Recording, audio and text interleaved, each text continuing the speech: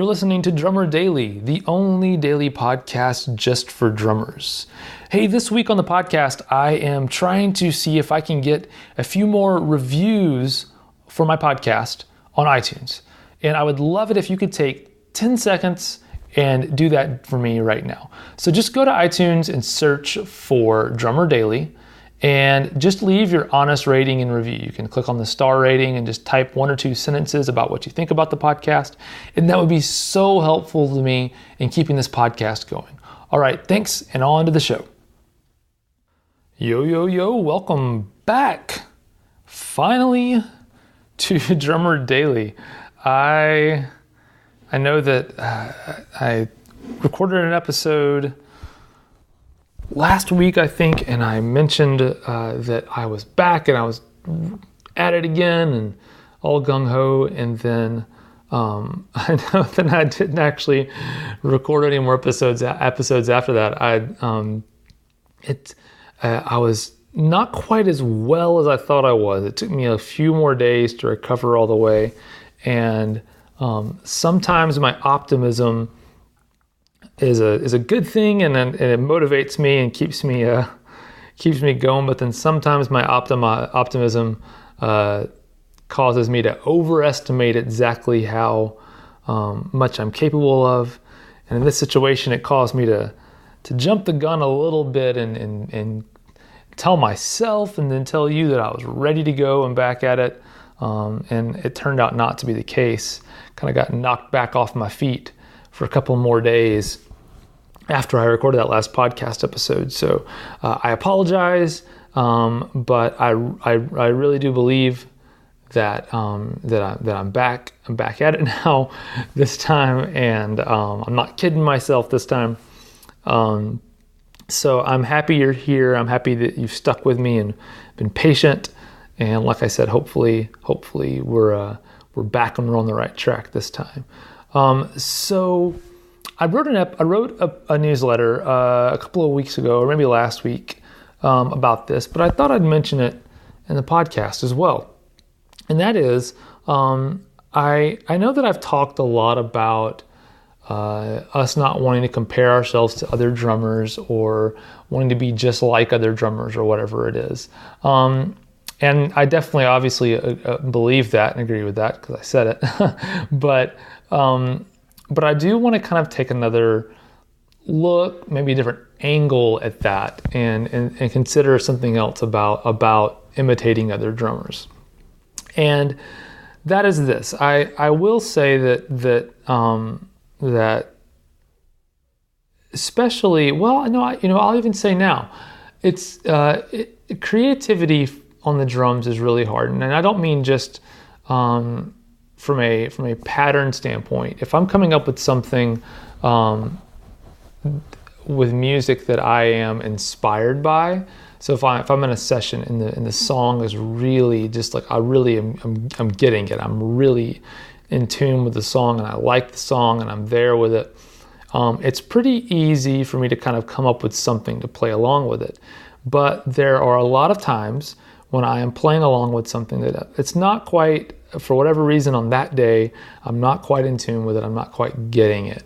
And in those situations, what I've found to be really helpful is either myself, I come up with this, or the producer will maybe say something like this, but he might say, so we're going for a John Mayer Vultures vibe on this song, or he'll mention a song or something like that. And I've even been in sessions where producers will, before a song is tracked, will actually play a song over the studio monitors by another artist, a completed song, and say, hey, this is how we want to approach this song. Kind of follow this vibe. And I'm thinking of one time in particular when I had heard this happen, and it's amazing because you could tell bits and pieces of when they actually tracked the song, or that definitely happened, where they tried to imitate the sound of a different artist in certain little aspects of the playing. And so trying to sound like somebody else can actually be a positive thing. It actually can be helpful.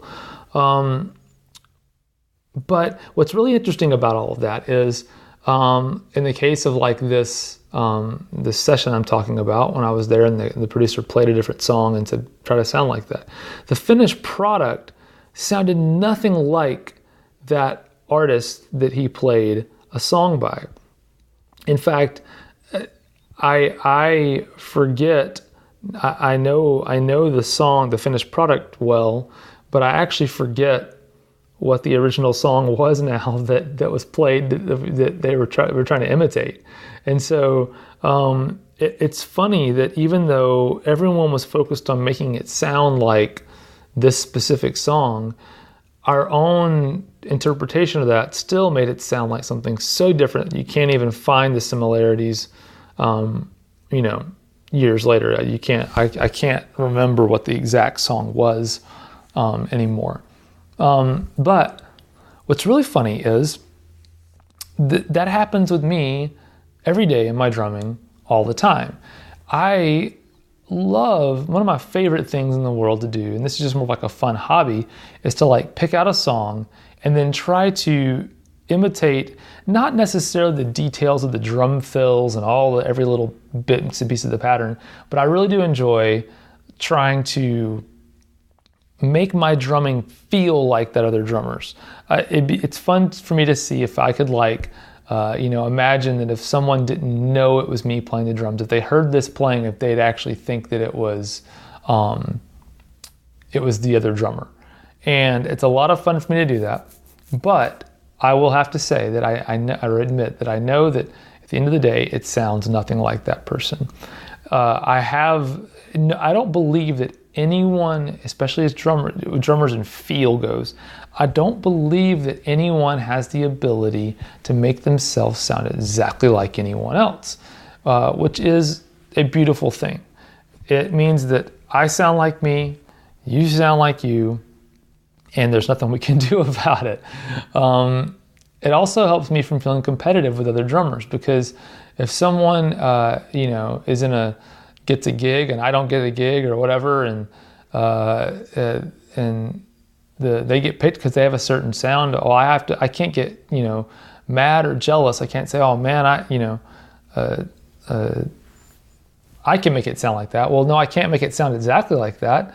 And they picked that person to play drums and not me because they wanted that person's sound, and I can't make that sound.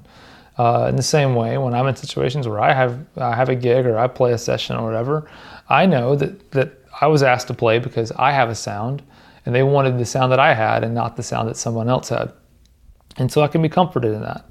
But I'll leave you with this. So one of my favorite bands, I know that this is not true for everyone, but one of my favorite bands is U2. And I'm not crazy big fan, but I'm a pretty big fan. And I have the coffee table books, like the history of the band and like the one that's all about their tours. My wife and I bought tickets to go see them on tour on the Joshua Tree tour this summer in a town very far away. We're planning a whole trip around it.